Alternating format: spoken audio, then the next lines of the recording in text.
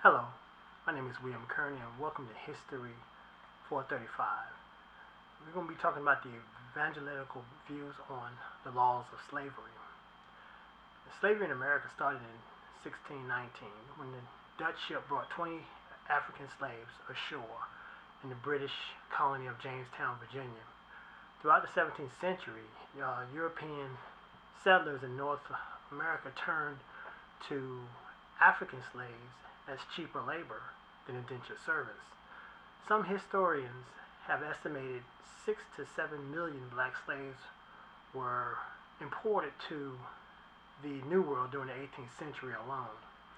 Slavery was the practice throughout the American colonies in the 17th and 18th century, and African slaves helped build a new nation into an economic powerhouse. The scriptures did not condone the institution of slavery.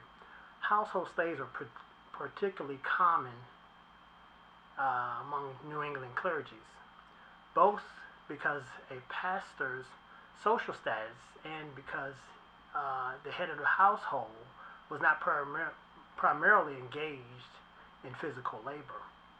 Pastors like Jonathan Edwards, according to his letters, had differing views about the morality of slavery. The controversy between Timothy Edwards and his congregation began in 1738.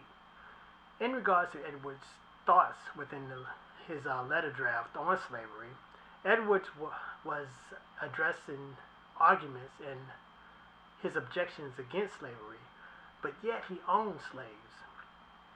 So he did not wholeheartedly defend it. Edwards felt that slavery was a necessary evil that served some positive good in the order that God had decreed.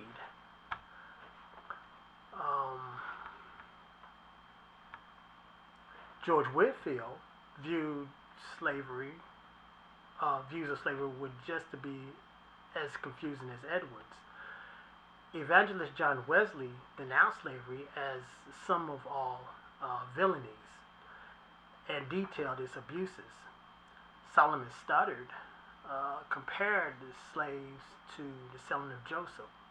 Cotton Matthews campaigned for treating slaves kindly as fellow humans, justifying slavery as an opportunity for converting and training them into the gospel.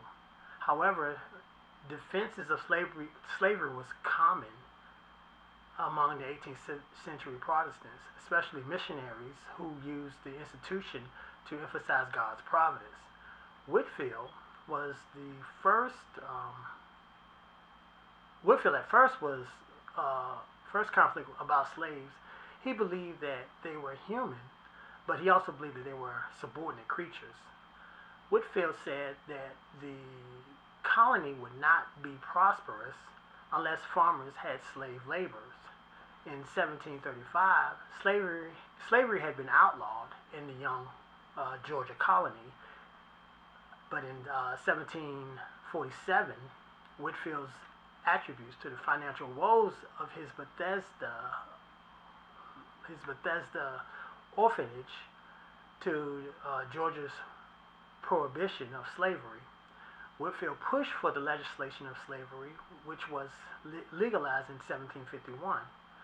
Whitefield saw the legalization of slavery as a part of personal victory, in part divine will to teach and train young slave children also. Thank you for your time, and you have a pleasant evening.